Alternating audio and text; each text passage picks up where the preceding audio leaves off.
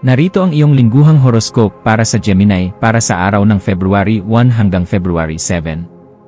Sa pagsisimula ng linggong ito sa February 1, ang iyong isipan ay magiging kasing bilis ng kidlat sa pagbuo ng mga bagong konsepto. Mararamdaman mo ang matinding pagnanais na makipag-usap at ibahagi ang iyong mga saloobin sa lahat ng tao sa iyong paligid. Ang linggong ito ay nag-aanyaya sa iyo na maging mas mapanuri sa mga impormasyong iyong natatanggap mula sa internet o social media. Mahalaga na manatili kang nakatuon sa isang layunin sa halip na hatiin ang iyong atensyon sa napakaraming bagay ng sabay-sabay. Mula February 1 hanggang February 7, ang iyong kakayahan sa pakikipagkapwa-tao ang magiging susi mo upang makakuha ng suporta sa iyong mga plano. Huwag matakot na magtanong kung may mga bagay na hindi malinaw sa iyo dahil ang karunungan ay nasa pag-uusisa. Ang iyong likas na talino ay magdadala sa iyo sa mga tamang tao na makakatulong sa iyong paglago bilang isang individual. Sa aspeto ng iyong karera, ang linggong ito ay magdadala ng maraming pagpupulong at pakikipagnegosasyon na mangangailangan ng iyong mabilis na pag-isip. Ang iyong galing sa pagsasalita at pagsusulat ay mapapansin ng iyong mga nakakataas, lalo na sa mga araw sa pagitan ng February 1 at February 7. Maaaring may dumating na pagkakataon para sa isang maikling biyahe na may kinalaman sa iyong trabaho o negosyo. Siguraduhin na ang lahat ng iyong mga dokumento ay maayos at organisado upang maiwasan ang anumang kalituhan sa gitna ng iyong mga gawain. Ang iyong pakikipag-ugnayan sa mga kasamahan ay magiging masigla, ngunit mag-ingat sa pagpapakalat ng mga balitang walang sapat na basehan. Manatiling tapat sa iyong mga mitiin habang ikaw ay nakikipagtulungan sa iyong grupo para sa ikagaganda ng inyong mga proyekto. Ang tagumpay sa trabaho ay makakamit kung gagamitin mo ang iyong talino sa paraang makatarungan at puno ng integridad sa lahat ng oras. Pagdating sa iyong pananalapi, ang linggong ito ay nagpapaalala sa iyo na maging masinop sa iyong mga gastusin lalo na sa mga gadgets at teknolohiya. Mula February 1, maaaring magkaroon ng mga tukso na bumili ng mga bagay na hindi naman talaga kailangan sa kasalukuyan. Ang iyong swerte sa pera ay nakasalalay sa iyong kakayahang mag-isip ng mga bagong paraan upang madagdagan ang iyong kita. Ang February 7 ay mainam na araw upang pagnilayan ang iyong mga nagastos at gumawa ng plano para sa darating na linggo. Iwasan ang mga biglaang investment na hindi mo palubos na napag-aaralan ang mga detalye at panganib. Ang pagiging matalino sa paghawak ng yaman ay magbibigay sa iyo ng seguridad na kailangan mo para sa iyong mga hinaharap na adhikain. Siguraduhin na binabayaran mo ang iyong mga obligasyon sa tamang oras upang manatiling malinis ang iyong record sa usaping pinansyal. Sa larangan ng pag-ibig, ang komunikasyon ang magiging pinakamahalagang pundasyon ng inyong relasyon sa buong linggo ng February 1. Para sa mga nasa isang relasyon, ito ang tamang panahon upang pag-usapan ang mga bagay na matagal na ninyong kinikimkim sa isa't isa.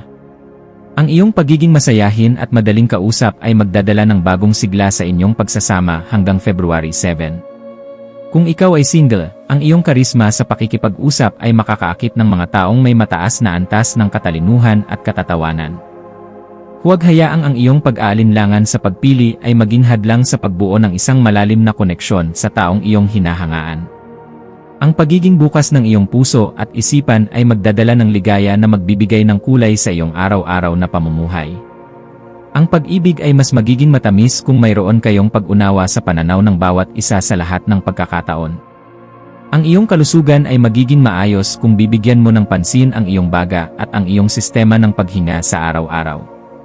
Mula February 1, subukang iwasan ang mga lugar na may polusyon at maglaan ng oras para sa mga ehersisyo sa paghinga o pranayama.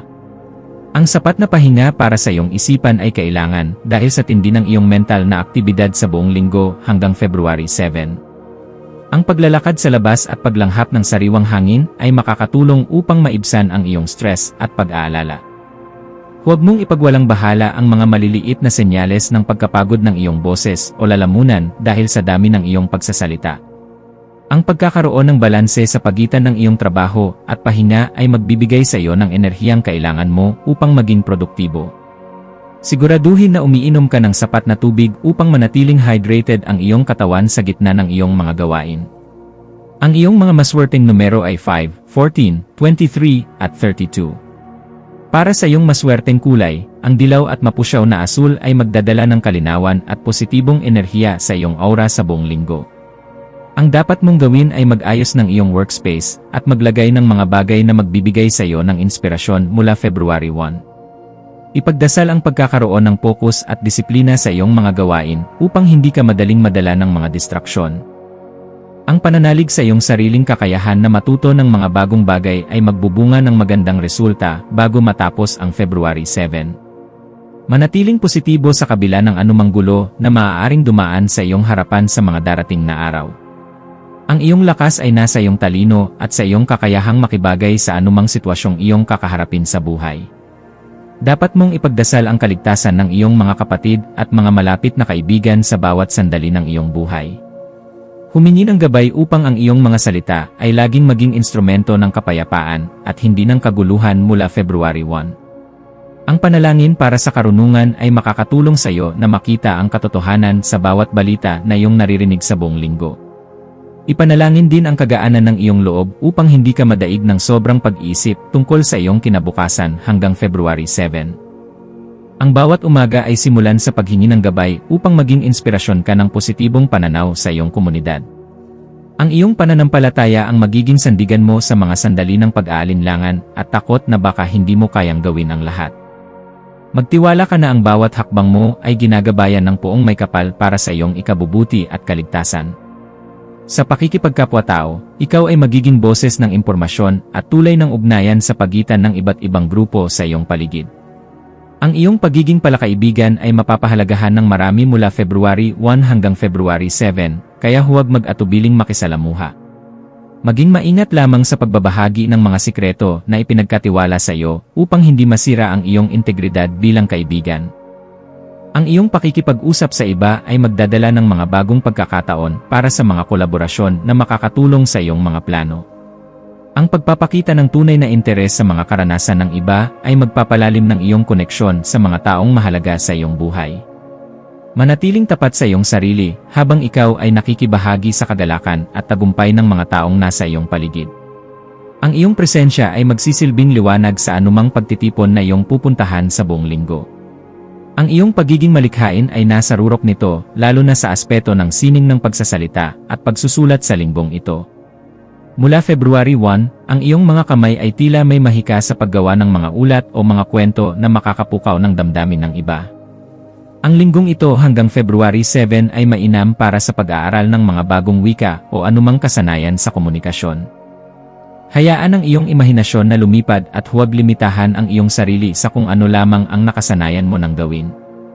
Ang pagpapahayag ng iyong damdamin sa pamamagitan ng tula o kanta ay magsisilbing therapy para sa iyong emosyonal na kalusugan.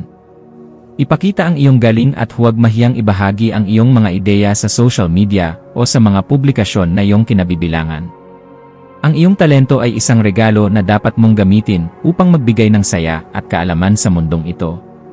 Sa loob ng iyong tahanan, mararamdaman ang isang maingay ngunit masayang kapaligiran dahil sa iyong mga kwento mula February 1. Ang iyong mga kapamilya ay aasa sa iyong kakayahang magdala ng balita at kagalakan sa loob ng bahay sa buong linggong ito. Maglaan ng oras para sa isang masayang pag-uusap kasama ang mga mahal sa buhay upang mapag-usapan ang mga plano para sa darating na mga araw. Ang pagkakaroon ng bukas na komunikasyon sa bahay ay magbibigay sa iyo ng sapat na lakas upang harapin ang mga hamon sa labas.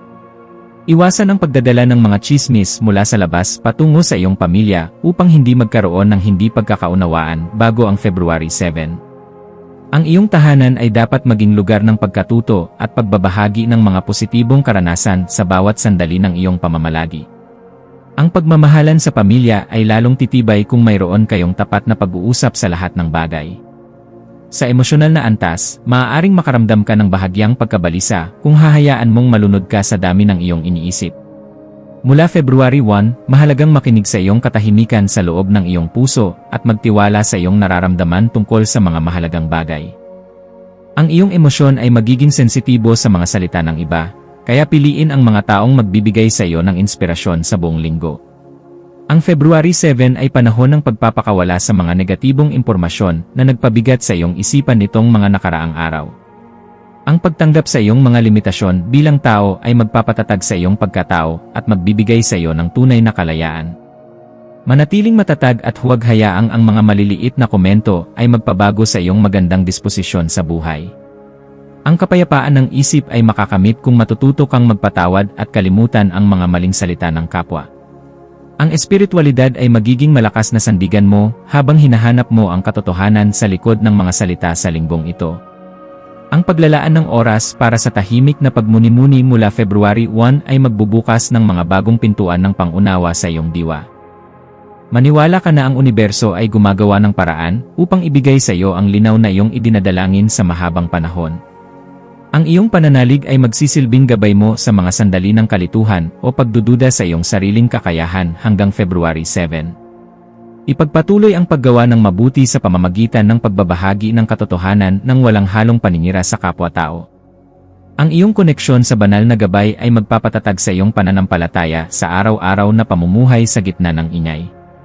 Ang tunay na panalangin ay nagmumula sa pusong tapat at isipang naghahanap ng kabutihan para sa lahat ng nilalang. Sa kabuuan, ang linggong ito ay isang mahalagang yugto para sa iyong paglago bilang isang matalino at mapanuring individual sa lipunan. Ang bawat karanasan mo mula February 1 hanggang February 7 ay may aral na magagamit mo sa iyong pakikipagkapwa-tao.